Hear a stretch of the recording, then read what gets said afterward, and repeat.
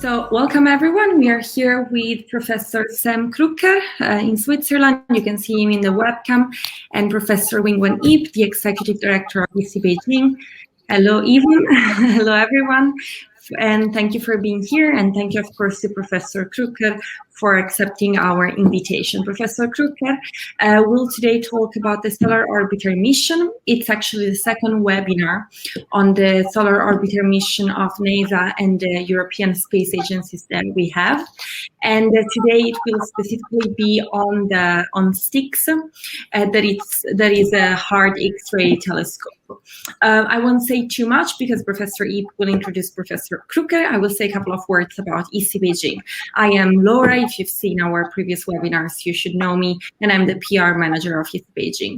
ESSI-BJ, which is the International Space Science Institute, Beijing, was established in 2013 thanks to the cooperation between the International Space Science Institute in Bern, Switzerland, and the National Space Science Center of the Chinese Academy of Sciences. We have our goal is to advance space science studies, so we cover a wide array of disciplines and we organize a wide array of events to support scientists and experts in the space science fields. Our events include workshops, forums, international teams, working groups, and so on. They're usually offline events.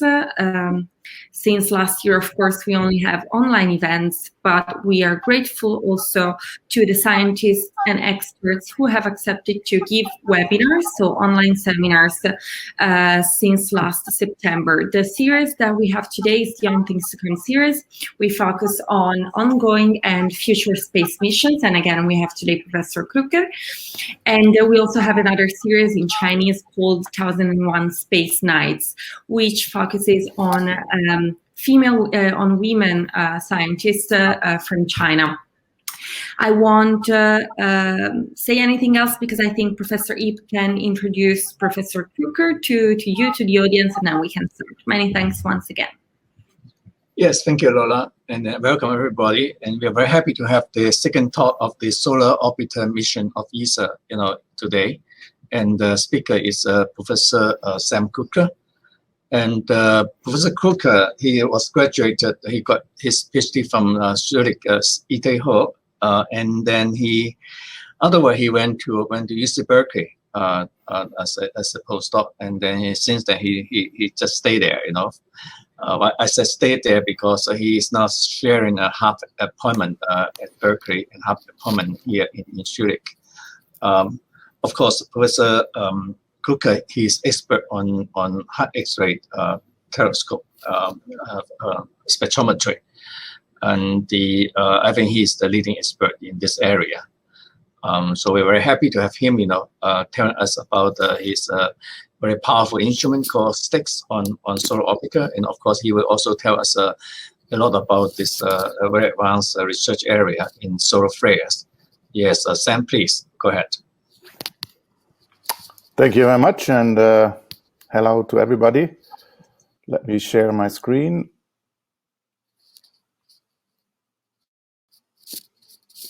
And let's hope that works. Otherwise, please scream. Okay, so this is the second webinar on solar orbiter. This one will focus on solar flares and how the solar orbiter instrument suite will contribute to that field. What I will do here first, give a motivation for all this and try to explain the core science behind the hard X-ray emission from the sun, so about solar flares, and then show what we already got with STIX since we are on, and what we want to do is, of course, the major part, because the main mission, the nominal mission of solar orbiter, will only start at the end of this year. So to start with, maybe I showed this image here, which is the fleet in heliophysics, which is really quite impressive. So we are really lucky that we have this excellent coverage with many space missions and also additionally ground missions to really study our sun. And Solar Orbiter is one of the newest, or if not the newest one, that was launched last year. And here is a picture of the spacecraft where all the instruments are marked. These are only the scientific instruments. And you see, this is quite impressive, how many different boxes with instruments that are mounted on this one platform. We have instruments that look directly at the sun. So to the right, you see a cut through the heat shield, and then the instruments behind. So they look through the heat shield and make direct remote sensing observations of the sun. But then there are also many other instruments that measure in situ.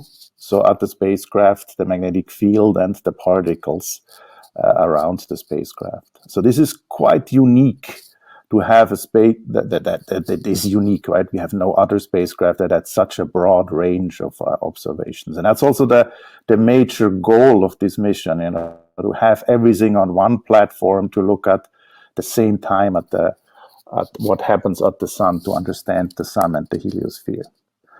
Of course, that also means that each of these instruments is limited in resources, which means mass, power, and telemetry. So it is also a huge compromise for each single instrument. If we would have restricted the Solar Orbiter to 2 instruments, and of course we would have had much more resources for those. But we didn't want to do that. It was really the main thing to observe together, to get as many different aspects. And for that, we had to make giant compromises for our instruments. So our instruments are very often not better than what was flown before, but they're using much less resources. And that's usually mass, power, and in particular telemetry, because we're going far away, and so telemetry is really not very high. So we cannot send back all the data we are able to take. Very often, actually, it's only a very tiny fraction, so we have to make also smart choices. So all these instruments are top-notch, but much of the development have been done by making those instruments smaller without losing too much of the science. So today, the main topic is our instrument here that is led in Switzerland, but with a huge international participation.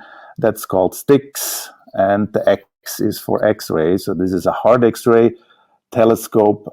These are energies that are from a few kV up to 150 kV. And so these are roughly the same energy range. There's the same energy range that also the dentists use to look through our teeth. And so Solar Orbiter, besides having all those instruments on one platform, it's also a unique orbit. And of course, the name already says what we do. We orbit the sun and we go closer in, because when we are closer in, we can see better, but we can also measure much better what's flying away from the sun, because it's the particles have not been that long on route to the spacecraft, so the information is less diluted. The launch was here in that was the launch configuration. That is Earth, Venus, and the sun here. And I play now the movie. February 9th was the launch. So we left then Earth. This was the commissioning phase.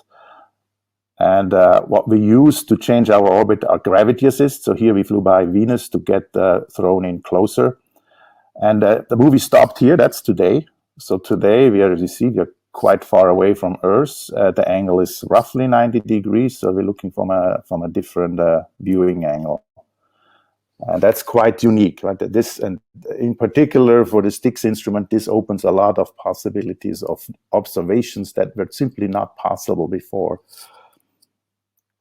Continue here the movie, and you see we have another Venus gravity assist, and then come back to Earth to use also Earth as a gravity assist, and that's the start of the nominal mission.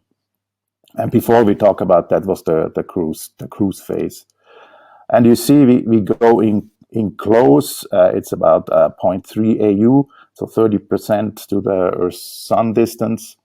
And then in the later phase of the mission, we are also going out of the ecliptic. So you see here more or less solar orbiter is still in the same plane as the planet. But then we use gravity assists to get out of the ecliptic, so we get a view of the polar regions. And that's also quite unique, because from Earth, you never really properly see the polar regions. And with solar orbiter, we go out of the ecliptic, and then with time, of course, it takes time. You see the time is running here. We are already 6 years from now, almost 6 years from now. And so by the end of the mission, and you see it's a very long mission, we will get to 30 degrees out of the ecliptic. The other exciting thing is that solar orbiter was launched just at the start of the next solar cycle. So here are measurements in radio that show in time how the activity of the sun changes. And you see we were in solar minimum and now enter solar maximum. And so this solar orbiter mission is really perfectly spread over this next solar maximum.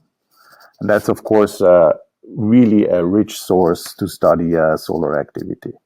And you also see that, 20 years ago, we had much brighter cycles.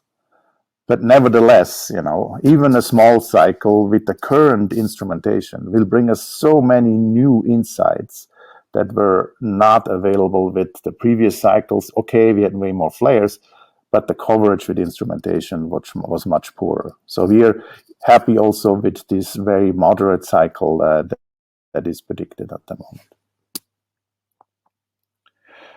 And just to show that the solar cycle has really started, these are AIA movies from a few days ago, so that's May 7th.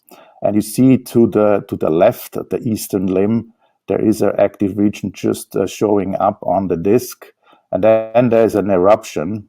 And I don't know how well the movie goes through the internet, but you can see this eruption is not located only at the sunspot where we have the stronger magnetic field, but you see that really almost the entire sun is affected by this wave that travels through the corona. So it's really, this was a moderate size flare, and that means really the solar activity is increasing, and we're looking forward for the next years where we have more flares. This is also from the same time range. This is now looking out a little farther. You see in the center, that's the sun. And then these are coronagraphs that at various levels that occults the main sun, and you see this coronal mass ejection moving outwards. So this is really the indicator that the solar cycle has started, and flares will come back on a frequent scale. And so all these eruptions and the magnetic activity of the sun creates our heliosphere. And so here is this standard cartoon that we show where we have the sun, these flares and coronal mass ejection. And then to the left, that's Earth with its protective magnetic field. And what the main science of solar orbiter is to fly through this heliosphere, make observations from different angles with a large number of instruments, and try to understand how the sun creates this heliosphere. And so today I want to focus on the X-ray instrument, and maybe very just in the beginning say, why do we see these X-rays, or hard X-rays we call them? We mean hard because it's the higher energy end of the X-rays. And it's really the diagnostic mechanism we have is Bremsstrahlung. So when electrons, as shown here, go close by an atom, then you can create a Bremsstrahlung emission. And if the electrons have high enough energy, then of course that photon that is created is in the X-ray range. And so this is our main diagnostic tool that we have for these observations. And this is our instrument, STIX. And so it has three main components. So first of all, we make a hole in the heat shield, but because we are looking at X-rays, we can actually cover that hole in the heat shield with a a lightweight metal, and we're using a beryllium, because beryllium is quite transparent for X-rays, but still blocks out the sunlight and the heat quite efficiently. Then behind we have these two other instrument parts. One we call the imager, and the other one is the detector electronics module. So in the back of this box here, we have our X-ray detectors. So these are sensors that measure the incoming X-ray emission and time tag them and give them energy. So we measure the spectrum as well. And then in front, we have our imaging system. And this is now something a little bit unusual. And the reason is, X-rays, they are going through everything. So it's not so easy to build an optic that focus the incoming X-rays. We are working on this, and that will be the future. But to build a small, compact instrument, this indirect imaging system is clearly the way to go. So we could build with this instrument is only 6.5 kilograms in mass, and is quite compact. And so this works kind of fine, this indirect imaging system, and I'm going to explain that. In short, what we do is we have two sets of grids mounted in front of the detectors, and they make a shadow on the detector. And from that shadow, we then infer the image, or what the shadows tell us is a Fourier component. Here are a few images. That is the day when I last saw the instrument, that when we delivered it to Airbus in the UK, and it got mounted on the spacecraft panel. You see that's already quite a while ago, and you see these two components, so the imager with the grids, and back here the box with the detectors. Here is another picture just of the front part of the box, and to the right you see these detectors. We have 32 detectors in there, and there you see the shiny plate on top. That's the crystal. It's a cadmium telluride crystal that stops the X-rays, and below the block is the electronics. Here another shot where we when Swiss industry assembled all these detectors, and gives a nice overview how they are spaced out. And you also see it's quite a compact instrument, so the soldering efforts were really carefully. It needed to be done really carefully. And so here is those masks that I talked about. This is the front one. And you see we have these 32 openings. For each of the detector, there is one opening. And then you see two of the openings are special. You will come back to that later. And the normal ones, we have these fine grids. And sometimes they're so fine that this photograph is not really resolving it. And so this material is, of course, something that stops X-rays quite well, because we want to make a shadow on the detector. So we need a heavy metal, and here we use tungsten. So these are tungsten grids that are etched. And now what we can do is put those two grids on top of each other. And so this was done at the lab. And when you look through them, you create these moire patterns. So you create a pattern, and that pattern, of course, is super sensitive on the incoming light. And you can see here that when we move around, this pattern change. And so this is exactly how we measure our incoming X-rays. Of course, we are not moving around, but the instrument is fixed. But depending where the source location is, we get a different pattern. And that's how we reconstruct our images. And this is roughly explained here. So you see to the left, schematically, the two grids that we look through, and they make a pattern on the detectors. And we made the pattern in a way so that it perfectly falls on the detector. And then we have 4 pixels that measure the position of this maximum.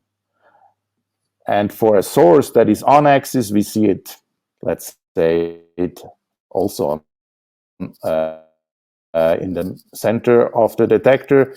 If that source is slightly shifted, then we measure a shifted position of the maximum. And if you do that in a mathematical way, you can show that this corresponds to the measurement of a Fourier component in one direction on the sky.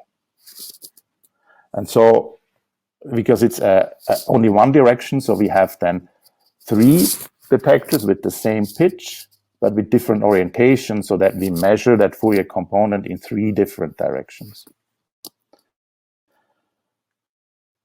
And then we have 10 different grid pitches. And so if you go back to the previous explanation with a source and the maximum, that explanation works if we have a point source, which means the source is much more compact compared to the grid pitch. And you can just imagine, if you have an extended source, that corresponds like a chain of sources. And of course, they would produce a pattern that is shifted depending on which pearl in the chain you're looking at. So that means it's smeared out. And to the extreme, if the source is very large, then that smearing out is perfect, and you just get a constant signal. So by having different grid pitches, which means different slit sizes, we can actually measure the source size that's happening. And we know that because if the source is too large, then we get just a constant signal, no more pattern. If we totally resolve it, we get the full modulation. And so with these 30 Fourier components, we can reconstruct the image geometry. And so here's, for example, real data now for 4 different detectors out of the 30. And you can see for the coarse one, we clearly see the full signal, while for the compact one, you see there's no more signal there. So that means for this flare, the source size was somewhere in between. And so this is a shot that we create on our website, which is just raw data, where we show all detectors and all the pixels. And for redundancy, we always have not only 4 pixels, but we have actually 12 pixels. So 2 sets of large pixels and then some small pixels as well. And this is done for redundancy, because this kind of imaging really lives, or you can improve it significantly if you have redundant information in there. Redundancy we already use by, for example, having each grid pitch at 3 different orientation. In principle, you could say 2 would be enough, but if you have 3, we have redundancy, and we can use that to self-calibrate the instrument. And I show this image here. This is from one of our flares. You clearly can see that we see that pattern in even in the raw data. So all these pixels here, you see the top of the row and the bottom row observe the same. And we see there's the maximum here, and for this one, it's here. And here also the resolution elements written here. So this is 42 arc seconds. And you can see for the top center ones here, these are our fine grid pitch. Here we don't see much of this modulation. And so that means this is again a source that is extended that we see here. So this tells us that the imaging is working. And what we have been working on for the last year is to properly calibrate now these images. So to know what really, we have to measure our grids on ground, what is really the pitch and orientation, and what does it mean to have a peak at this location. And once we have done this calibration, we are not yet finished with that, and then we have a full imaging system available. And so to conclude with this, how STIX works, here are the point spread functions. And because we only have 30 Fourier components, they don't look great, of course, right? So this is not a high dynamic range imaging system. For everyone that likes radio astronomy, they have seen this type of UV coverage pictures. So here, is the same for the STIX. So we have this spiral version here. And the outer points are the ones with the highest resolution, and then the inner ones are lower and lower resolution Fourier components. And then we can combine those and make this point spread function, and the top version is when we weight all these points the same way, and this is our point spread function. You see the color scale. So it has really a lot of side lobes. So it's not like an optic where you have a smoothly decaying point spread function. So this is not very clean. But then we use a lot of algorithms to then make our images look much cleaner. The same way I can also make a different weighting of these Fourier components, so give more weight to these outer ones, and that can make a much narrower core of my reconstructed image. But then you see that even increases then the noise even more. And so the other thing we're working on is focusing optics, where the X-rays are truly focused on a detector that has many pixels. And of course, with this type of instruments, we will get a much better point spread function, and so that might be the future. But today I will concentrate on STIX. So let's come to the science diagnostics. So what do we really see in this hard X-ray range? And to the left, you see a hard X-ray spectrum. So the units here, again, this kilo electron volts, keV, and STIX observes from 4 to 150. This is a spectra taken by the RESI spacecraft. What you see in red is a thermal component. And if you go back to our cartoon of Bremsstrahlung, so the emission depends on what is the electron distribution, and of course also how many targets I have. And that is then really tells us how bright this emission is. And you can have these electrons that are around there. If you have a thermal distribution, then they have a Maxwellian distribution, and they produce, of course, a Bremsstrahlung emission. And if the energy is high enough, then that happens in the X-ray range. And so this is this steeply falling spectra here in red. Over here, we have also some line emission from iron nickel atoms that are present as well. And so you see, this is an extremely steep spectrum. So it's a log plot, and it still dives really steeply. And if you look at this temperature here, 30 million Kelvin, that corresponds roughly to 3 keV in average energy of the distribution. And you see here, the measurements out here are done at 20, 30 keV. So that means this is far out in the distribution. So only the electrons in the Maxwellian distribution that are way in the tail, so the center energy is 3 keV, but to produce, of course, a 30 keV photon out here, that means the electron needs to have at least 30 keV.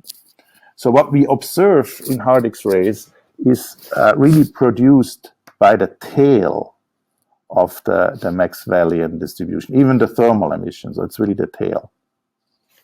And then further down here, if you go to higher energy, suddenly the spectrum gets flatter again and has more a power law shape. And so that means there are electrons there that are well out of the Maxwellian distribution. And so these are then electrons, to make a 100 keV photon, I need at least 100 keV electrons, in average more like a 200 keV electron. And so this, of course, doesn't correspond anymore to a temperature. Also, the spectrum we see here is more a power law.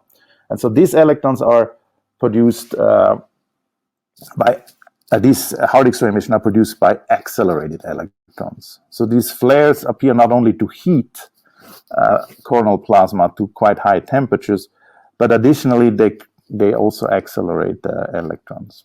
And the good thing is with this Bremsstrahlung mechanism that we have here is we understand it relatively well, so we get quantitative diagnostics. Besides the spectrum, we also get imaging, right? So we know where those emissions come from. So the thermal spectrum, that's generally what we see in flare loops. So this is from a flare that is near the limb. So you see it from the sides. I see a flare loop here. And the non-thermal emission is most prominently from the chromosphere. And that has to do with that the emission is higher where you have higher density, because that's where you have the ions. And then in addition, we can follow this in time. So this is a time evolution.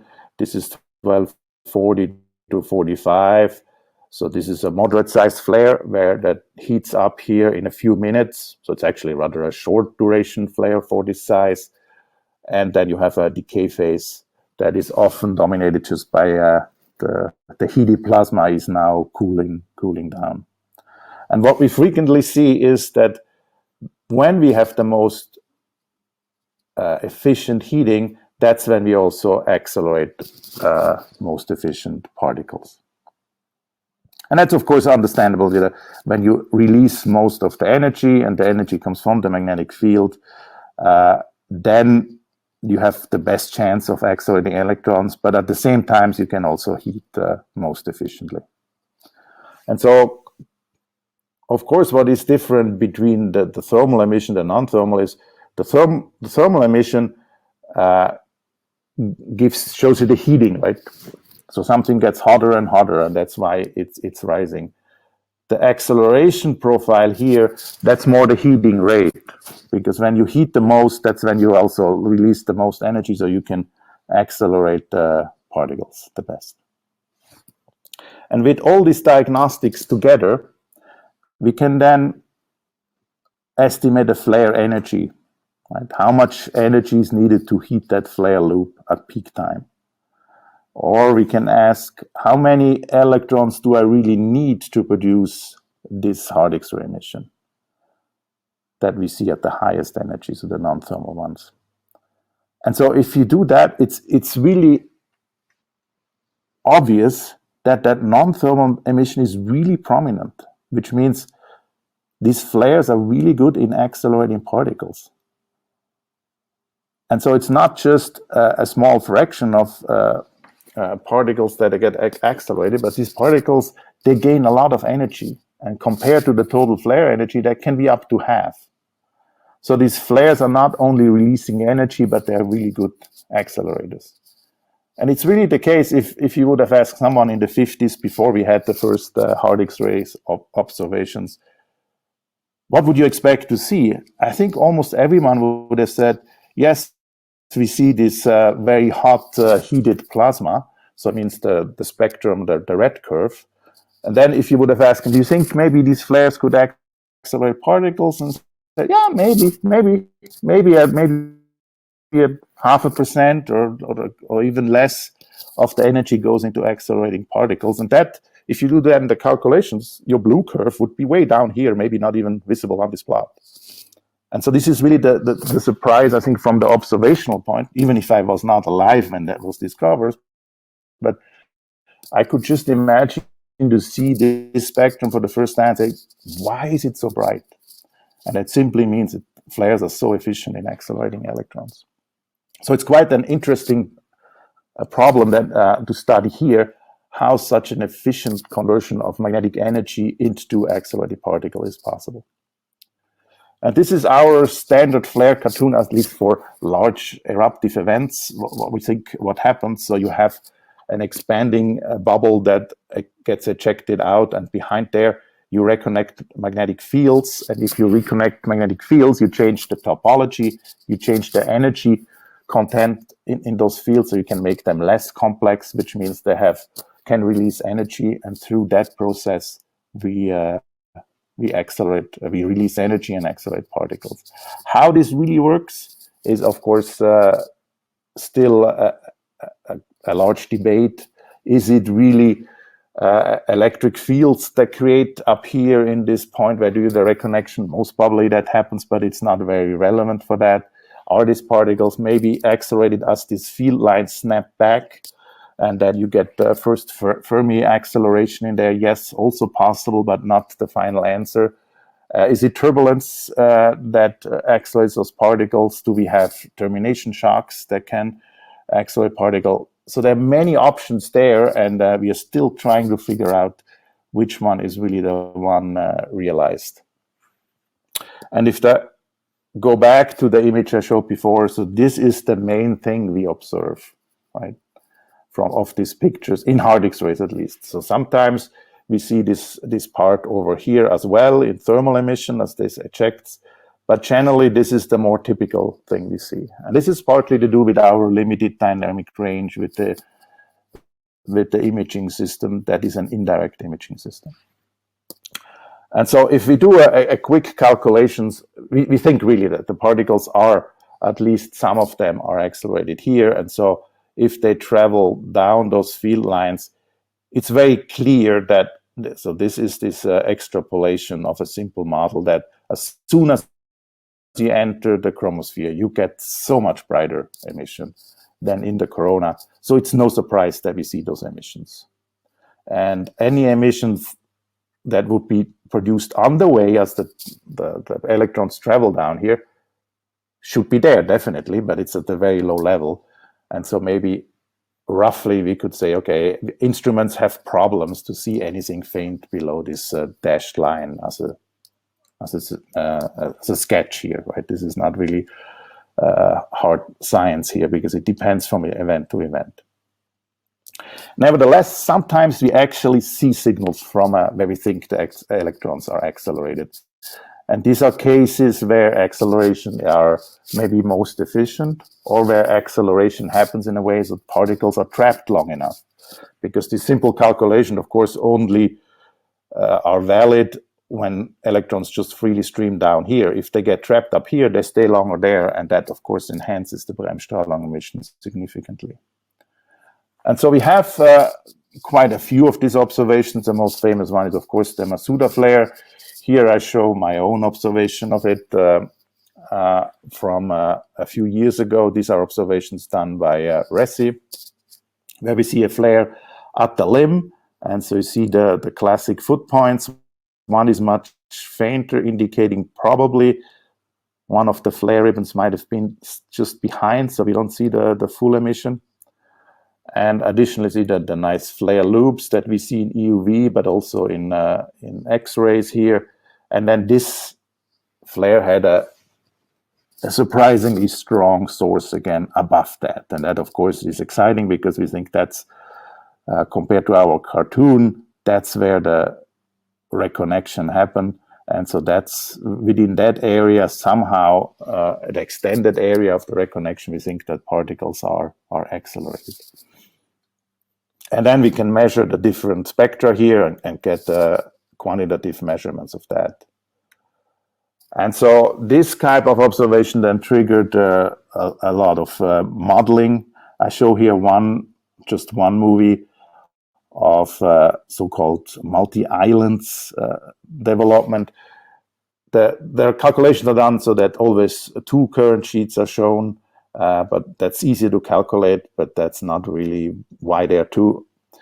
And you see here at the start, and then you see the currents and how electrons behave in there. And then here is another plot, and I think this time it's really the number of electrons that you see that are curated. Initial models were in 2D, and then future models in 3D. And what showed is that actually the 3D thing works quite nice, because now you have a 3D structure, so electrons can jump from one island to the next and then get a more volume filling observation. And that's, of course, then a candidate that could make such bright hard X-ray emissions up in the corona. Another very nice diagnostic tools are microwave observations. There we see gyrosynchrotron emission from flare-accelerated electrons. And so these are observations from Nobeyama of the same flare. And you can see, we see electrons in radio. These are the gray image here. So you see that makes sense, but we do not see really emission from up here, which is still quite puzzling for me. Maybe it's really simply at lower frequencies where we would see it. More recent, BEIJING published a paper where we were quite lucky with observations from EFSA and RESI. It's more or less the last good RESI flare Again, it's something partially occulted at the limb. You see here one foot point, the other one is not visible. And we see one of those extended sources. And now with radio observation from EUCLID, we had many frequency, full frequency coverage over a wide frequency range where we could measure that. And now we can use the diagnostic in combination, so Bremsstrahlung together with gyrosynchrotron. And so this over here is the result.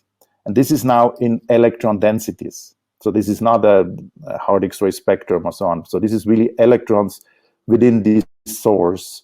And we could constrain that the slope here and then show that to make the radio and hard X-ray data match, actually the source is really bright or full of electrons up to slightly above 100 keV, but then to make the data match, it must decrease really steeply. So there's a power law of 8.5. That's super steep. So that means it looks like the acceleration happens quite efficiently here. It is below 100 keV range, but then not above. So this is something quite new diagnostic. I think it's the only event so far we could do that. And so with STIX and EUCLID, we hope that we can do many more of these events to explain. And then, of course, the question is, where are the MEV electrons coming from if it's not accelerated within this region over here? And for the first, the flare I showed you from May 7th, we do actually have joint observations with STIX and EUCLID, so this is quite exciting. And then very often we look at flares that are not only at the limb, but actually behind. And that, of course, then that blocks the emission from the very bright chromosphere. And then we can see the much fainter emission up in the corona. And here is a cartoon of that. And if you look at flares like that, you see indeed there is a very faint non-thermal component up here as well. And maybe just looking at the spectra is not super convincing, but what we can do, or could do with RESI and will do with STIX, we can then actually follow that little faint tail in time. And then quite clear, this looks like a normal flare, except here we don't see the foot points, we see the stuff in the corona. And so that is really a clear indicator that the acceleration is, or at least the corona is involved in accelerating those electrons. And this is, of course, something that we now can play regularly with STIX and Earth observing X-ray telescope. Before, when we looked at this type of flares that I showed before here, this is super interesting. We see now the very faint emission, but we are totally blind towards the full flare emission. And so with a combination of STIX and Earth observing instruments, we now have, for at least a few flares, both the occulted and the full flare. And of course, we are really looking forward to the launch of the Chinese ASOS mission, where we then really can do this even with imaging.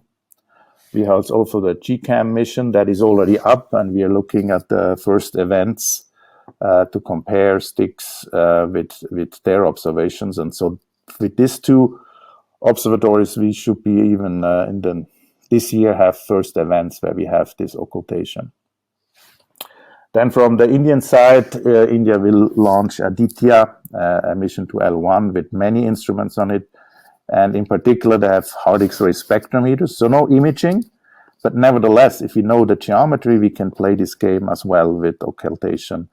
And so that's quite exciting. Missions that are already up, Fermi, we do this. And we have also we want some observing time with the new star telescope that normally looks at astrophysical objects, but occasionally also points to the sun. And one proposal that got accepted is to chase some of those occulted flares.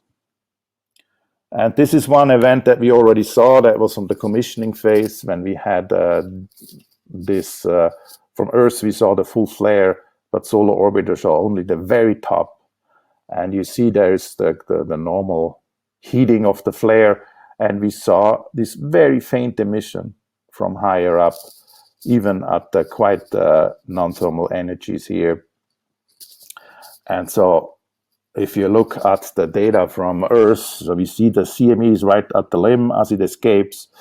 But from solar orbiter, we know, of course, we have a different viewing angle, but we know that we cannot see that part. We can only see the top of the CME. But if we do this game with comparing the timing, we see that the STIX emission starts roughly when the top of the CME becomes into the field of view as orbiter. And so we think these electrons are really produced not in the flare itself, but or maybe produced in the flare, but escape within the CME, and these are electrons that are trapped within the CME. Another quite interesting topic is for flares that we see from different viewing angles. And that's schematically shown here. So here for both spacecraft, one would be STIX, the other one would be the hard X-ray imager on ASOS. And but we should see quite different spectra in the non-thermal range. And this is partly because we have the effect of albedo. So that means these hard X-ray foot points, they happen quite close in the chromosphere, but nevertheless there is a certain distance to the photosphere, and a part of the emission is reflected. So any single observer always observed a direct component, which means the foot point itself, but also the scattered albedo component. And as we know the physics of this scattering, we can estimate how the spectra should change. And so we could do that already with the observations from Earth. But now when we have two spacecraft, we can really pinpoint that down because we have different look directions. And in addition, we can then reconstruct also and say, what is really the directivity of the hard X-ray foot point? And if we have indeed beaming, then we would actually expect that if these electrons come down and when they produce the hard X-rays, they have a preferred motion, then the hard X-ray emission should also have a preferred motion. So this is quite detailed science we can do, but we're really excited about this. And then to come back to solar orbiter, here is maybe the case where we want to really use the full advantage of having all the instruments on board. And this is for events when we see not only the flare, but we see particles escaping from the flare side, and they are then detected by solar orbiter. Of course, this requires that solar orbiter, by chance, sits on the field line that is connected back to the flare site. But of course, this should happen now and then, and this gives us then quite a unique way of testing our understanding of these flares and also testing our understanding of the magnetic connection. And so here, these are observations from the past, from the WIND spacecraft. Some of those, the spacecraft sits out here and suddenly they see a beam of electrons coming and then going away. You see clear dispersion here that the high energy electrons arrive first. And this indicates that these electrons are traveling more or less scatter-free away from the sun. Then we can connect that back to the flare. And these are observations from the EPD team, so electron observation solar orbiter, and these are in the energy range of, this is 10 keV, so 20 keV. So these are in the same range of electrons that we know that produce the hard X-ray emission. And if you just plot them normal as they observed with the time and energy here, you see them high energies arrive first, and you see this dispersion here. And then you can invert this and plot it not as energy, but 1 over velocity. And that gives you more or less straight lines, and the extrapolation tells you then when they left the sun. So we have not yet, because we have not yet seen a really prominent event to investigate the flare side. So here I show data from the past. This is from RESI for one of those events. And here we saw 3 foot points and then a thermal loop and another one next to it. And generally, if we see this type of geometry, we think we have this so-called interchange reconnection scenario, which is shown over here. You have emerging flux. It reconnects with the previously opened feed line. It closes down that feed line to create the flare loop, but opens the previously closed field line. And if I overplot this cartoon on the observations, you can see, yeah, that more or less matches. And then EUV observations of this often show jets. And so this is the animation of this. This was from way back from Trace. The cadence was not great, but you clearly can see this follows roughly that picture. That's, of course, quite interesting also for in situ science, because this tells us, at least for this time, we know our magnetic connection back to the sun. And that lets us then test our extrapolations quite well. So to conclude, to say, okay, show a few more data from STIX. So we have a website that is given below there. Please don't log on now all at the same time because it will break. But here I show you the activity we had over the last weeks. So this is quite nice with some big flares. That's the flare I showed before. That's an M4. These are maybe C-class flares over here. So quite active. This is a plot from observation starting January. So STIX is now on all the time, which is a much enhanced science output than initially foreseen. And that was made possible because we had extra telemetry, or the solar orbiter mission in general had extra telemetry, and some of it was decided to be spent on having STIX on all the time. And you see here, initially activity was rather low. These were all A/B class flares, maybe a few C-class flares in March. But now in the last months, it really picked up and we had quite significant activity. So this type of plot makes me, of course, super happy to see. This is what we were working for the last 10 plus years. Here's an automatic analysis. Just we take those flares, at least the ones that have been downloaded, and determine peak temperature and emission measure. And you see, we really, so far, we had a whole spread from flares. A-class is the smallest we can see, and so far it's 4 orders of magnitude of different sizes. So we had no giant flares yet, so that will come in the next years. And then, of course, we're getting used to comparing data that are taken from different look directions. So Earth is here, so that's what we were used to, and now Solar Orbiter gives us a second viewpoint, and that's one of our flares from Solar Orbiter. From Earth, it looks like this. You had a little flare here on the disk. Solar Orbiter was in closer, so that means the sun appears larger. And of course, it's a different viewing angle, so the same flare happened over here. So we can now then, and this is just to demonstrate that our spectra works. So we look at the impulsive phase of the flare, where we indeed see these non-thermal particles as well. And later on, it's mainly thermal.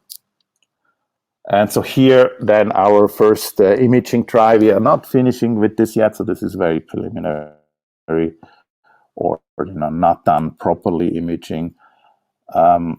But you see what we can do now. We see the flare from Earth. So there's a flare ribbon over here connected by these red loops. And here the green curve is just a semicircle to kind of give us an idea about the geometry. And then this is the same scene from, sorry for that, the same scene from Solar Orbiter. So what we can do is, we know the flare ribbons, they're in the chromosphere. So we know the altitude, and that means we can rotate them roughly what we see from Solar Orbiter, right? These are these points here. With the loops here in red, we can't do that because the loop is a 3D thing. And so we don't know the altitude. So just simply the rotate works only as a very, very rough approximation, or not at all. And so we don't do that. But what we started doing is have a reference loop in here and show the same reference loop from this other loop direction. And so that helps the to understand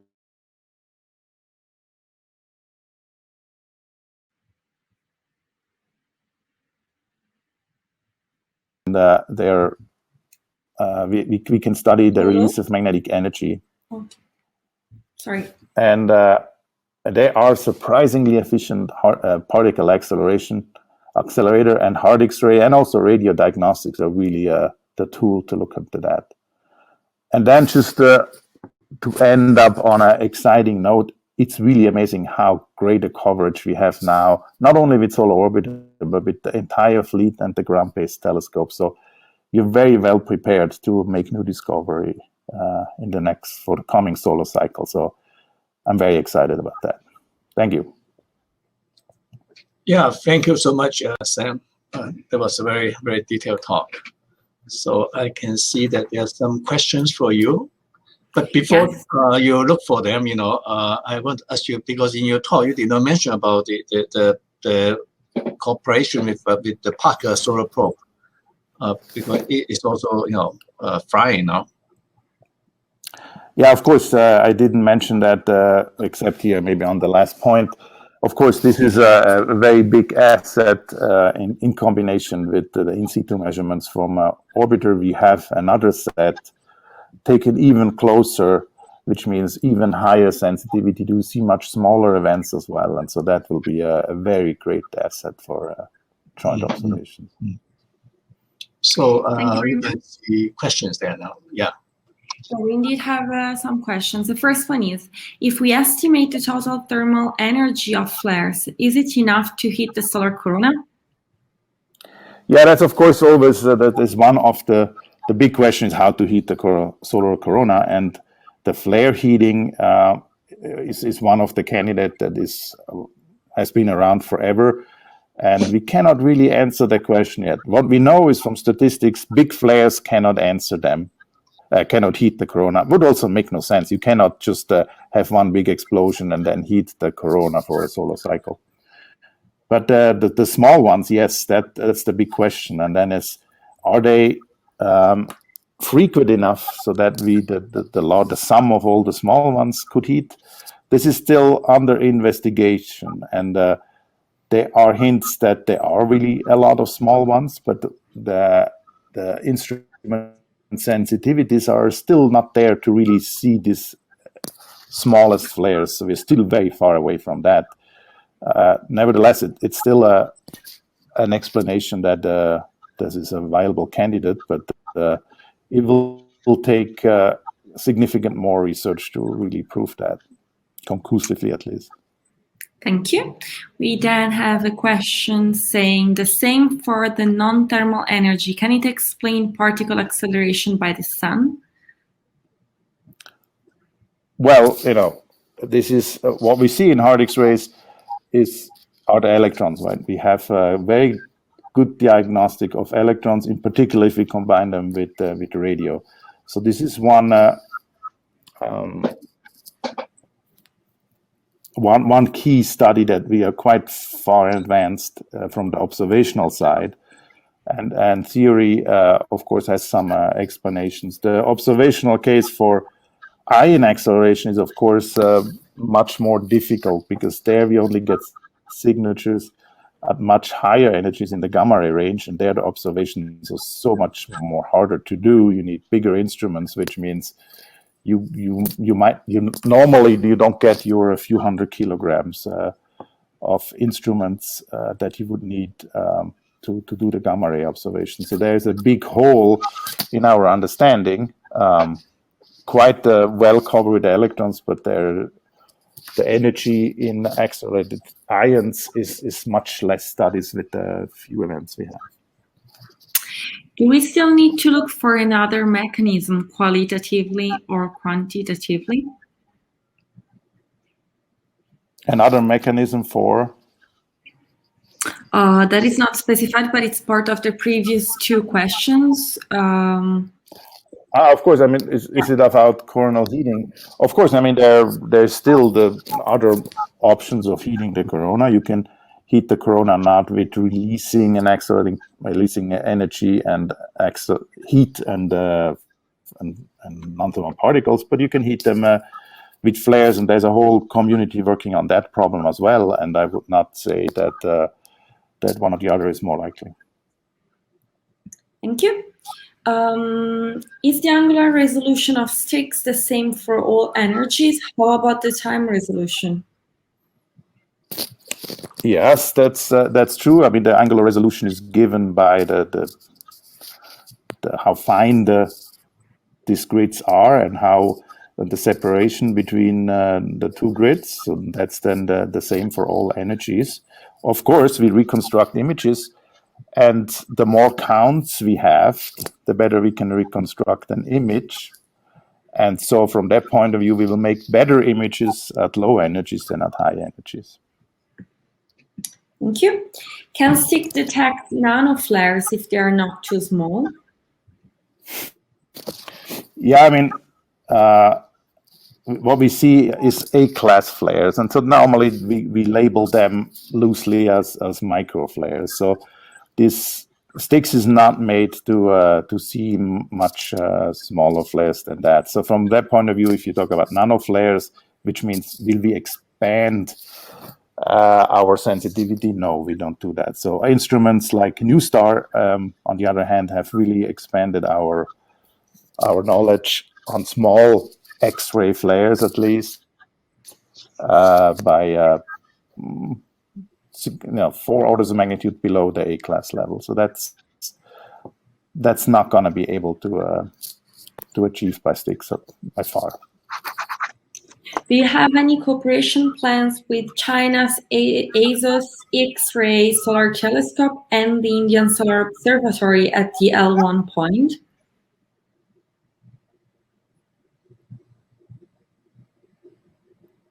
Yeah, so we are in very close contact with the Purple Mountain Observatory on their instruments. And also from there, we are working with, as I mentioned, the GCAM observations. And so we are always looking for other observatories becoming online. So please contact us if you're interested in this different viewing angle that the solar orbiter STIX can provide. Thank you. Can we also observe ion beams? Yeah, I mean, that's the problem I mentioned in the earlier question, that to observe ions, we would need to go to the gamma ray range. And so from the simple answer is no, in the hard X-ray range, we are not getting any constraints or diagnostics of ion beams. Thank you.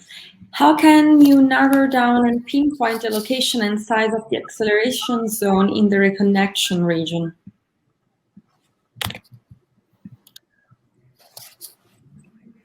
So it's really the initial problem is a dynamic range, right? As I pointed out, we see then not the acceleration region in channel in most brightest, but when those particles impact the chromosphere. For those cases where we use occultation, we have pinpointed it down, yes, but the resolution, of course, to compare it with these modeling efforts is moderate. So, but we are getting there, and I think with the combination of radio and hard X-rays, we will make quite good progress in the next years. Thank you. Are all 32 detectors of STIX and other segments working well now? Are there any serious technical difficulties? No, all detectors work fine. This is really amazing. We have 32 detectors, and each detector has 12 working pixels. So this is amazing. Yes, I'm quite happy. Technical difficulties, yes, of course, we always have some little hiccups, but I think nothing that really impacts currently the science. We had, we still have time to get ready for the nominal science phase. So currently, our data is open to the public in FITS files, but there are still some little things in there that are not perfect yet, and so we are working on that. But all over, I'm really super happy how the instrument works. Thank you. And then the final question, not only because the time is up, but I see no any further question. Some theoretical models show particle acceleration by shock waves. Can it be observationally related to flares or coronal mass ejections? Yeah, it depends on which shocks we are talking about. If the shocks of the CME, when they move out, there the ambient density is really low, and so Bremsstrahlung is awfully inefficient, and so that's super tough, if at all, at least for a STIX type of instrument, we do not have the sensitivity. Maybe for instruments that use focusing optics, this will be possible. Within the flare cartoon that I showed, of course, you have also shocks there when the reconnection outflow impinges on the coronal loop, the previously formed loops. There you can have a termination shock. And there we have, there are quite some papers on particle acceleration there, in particular if you combine the hard X-rays with radiodiagnostics. Thank you very much. If Professor Ib has no further question, I think we can finish it here. Thank you very much once again, Professor Krucker, for the outstanding presentation that was recorded as usual and will be available online or on Friday, tomorrow or on Friday. We will have our last webinar on the Solar Orbiter mission next week with Professor Sami Solanki. I have added a link to the chat box in case you want to register. And again, it will be on the Solar Orbiter mission, but it will be on the polarimetric and helioseismic imager of Solar Orbiter. And then we will have finished our series. So thank you, everyone, once again. Thank you, Professor Krucker, and wish you a good day. A nice day. Sam, thanks very much. Thank you. Thank you. Bye-bye. Thanks, everybody, for listening.